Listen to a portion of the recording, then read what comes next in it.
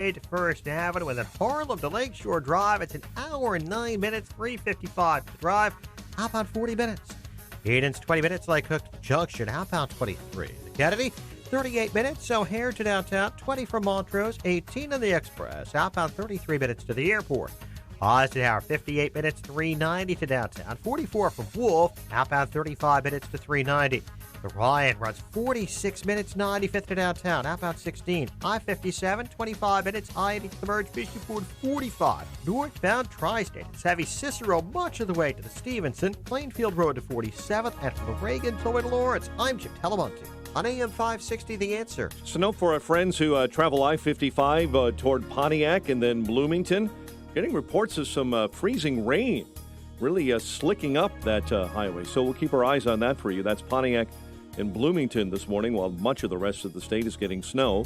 Chicago's Morning Answer continues next. Your official Chicagoland weather forecast. From the 1-hour heating and air conditioning weather center, the snow persists for much of the area through the day, high 32. Currently 27. Next news coming up at 8. Chicago's Morning Answer with Dan and Amy continues next on AM 560, The Answer.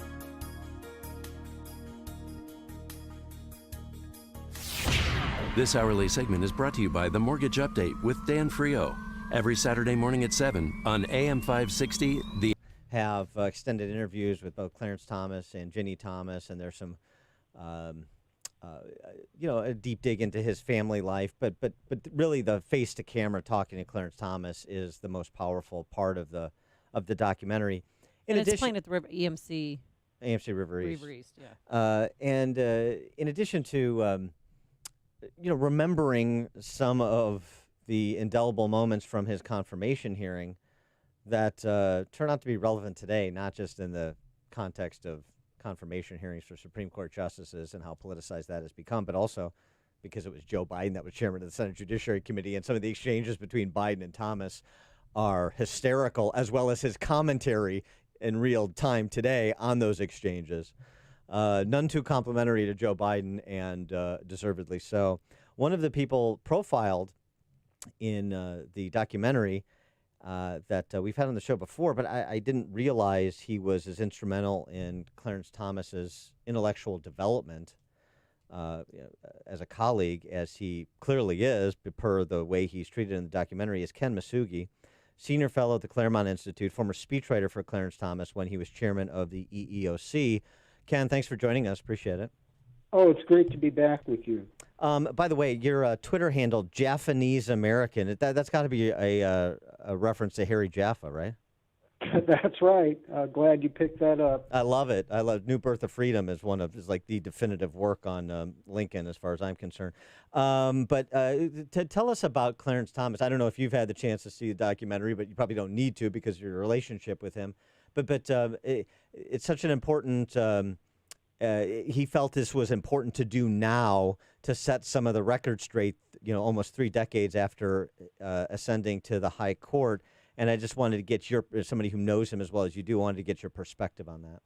Okay. Yes, I did see the movie. In fact, just 2 days ago. And I agree with you in its assessment. And the odd thing about it is that it's not just a movie for conservatives. A couple liberal columnists in the Washington Post both praised it very highly. So I think it's a movie that will appeal to people across the spectrum, but of course conservatives are going to really love it, especially, as you say, for the drubbing it gave Joe Biden, not by attacking him directly, but just by showing him on film. Our theater just burst out in laughter whenever he spoke to Thomas. But I must say, in regard to your actual question, Thomas actually taught me and John Marini and everyone who was on his staff a great deal about both personal conduct and political insight. Even though I had never worked in Washington before, I had written about Washington as a professor, but never had I actually worked in Washington. And he actually hired me to give me experience in Washington so I could write more effectively about it. And he liked the things I wrote on civil rights issues and on other issues as well, because I connected them with really transcendent issues about American politics. And so he asked me to join him, and it was an extraordinary experience. He's one of the great mentors of my life, and I was glad to do whatever I could for him. I wrote memos about various subjects that he asked me to write about, and he didn't have me involved in the EEOC at all, of which he was chairman. That's the Equal Employment Opportunity Commission, a civil rights enforcement agency. Instead, he wanted me to think about various issues that came up. It could be something like just the concept of rights in general, and this was back in 1986 when I joined him, the decrease in civility in our society. And so issues that weren't directly, may not have been directly involved in the running of this very important agency that was experiencing some terrible management problems over the ages. It's always been an agency that was mismanaged until Thomas took it over, and he ran it for a record number of years. Did he ever give you any constructive criticism for your work and your speech writing?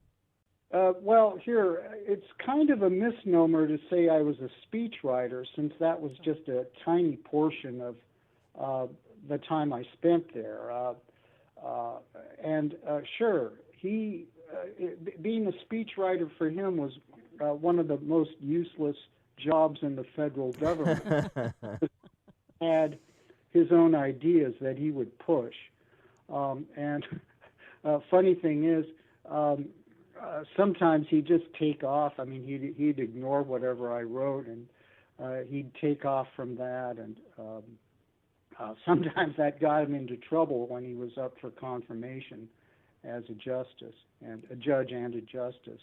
But sure, he would point out assumptions I'd make about writing about race, for example. And he pointed out why a certain phraseology was inappropriate.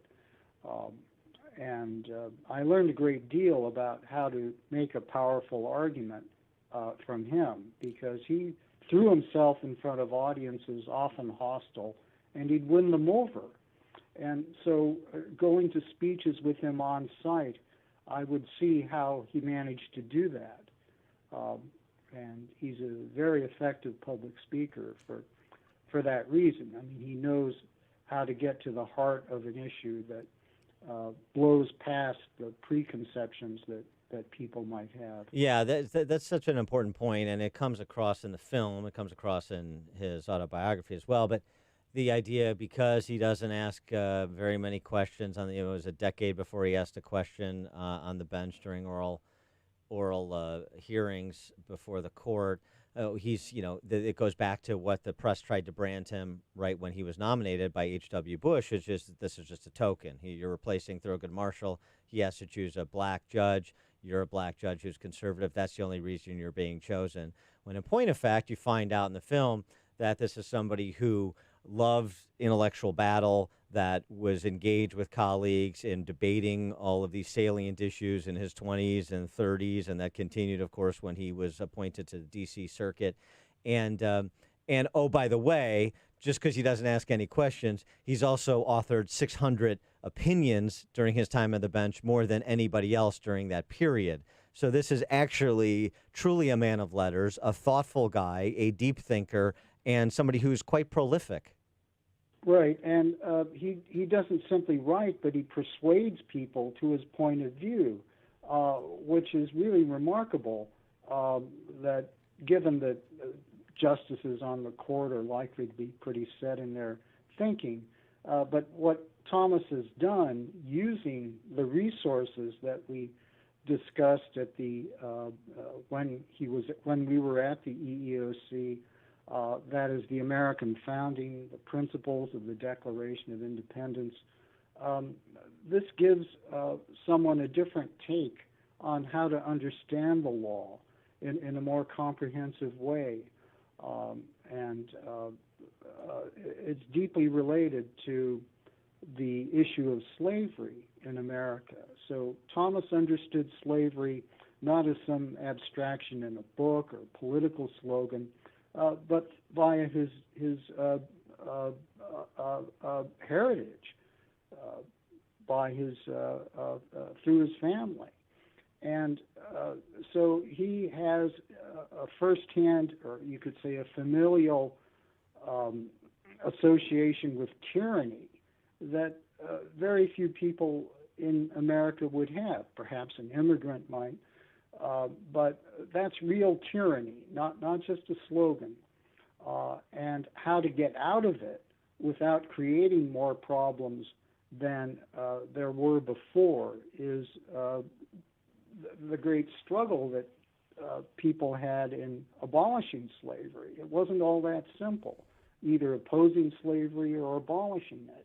You might think the moral case is clear-cut. Certainly Lincoln did. But what to do about it is a whole other difficult question.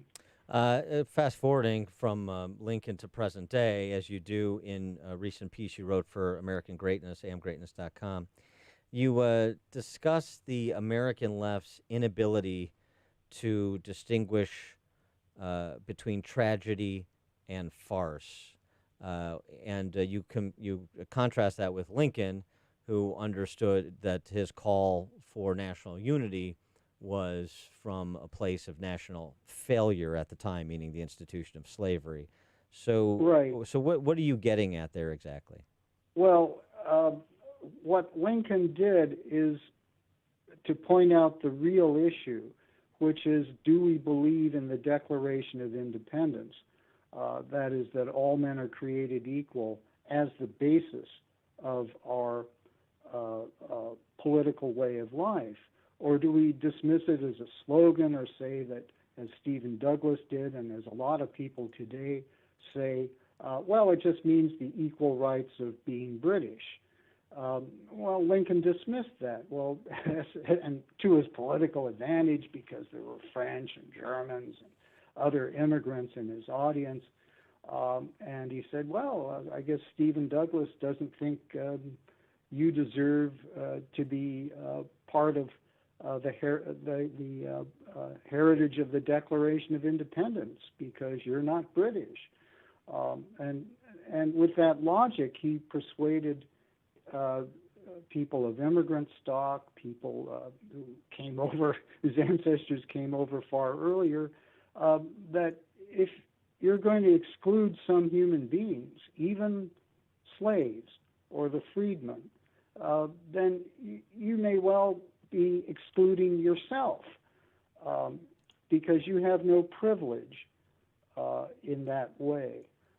And so that means that all men, that is all human beings, have an equality with each other in some very basic way. And by doing that, he could win people who were prejudiced against blacks and really indifferent towards slavery over to the side of freedom. And in that way, by showing how some really basic freedoms ought to be common to everyone, that you could build from that common agreement to self-government of free people. He is Ken Masugi, Senior Fellow at the Claremont Institute, former speechwriter, in part, for Clarence Thomas when he was chairman of the EEOC. Ken, thanks so much for joining us. Appreciate it. It's been a pleasure. Thank you. Take care. And he joined us on our turnkey.pro answer line. You've made the switch, and it feels so good. You've switched to Chicago's Morning Answer on AM 560. The Answer.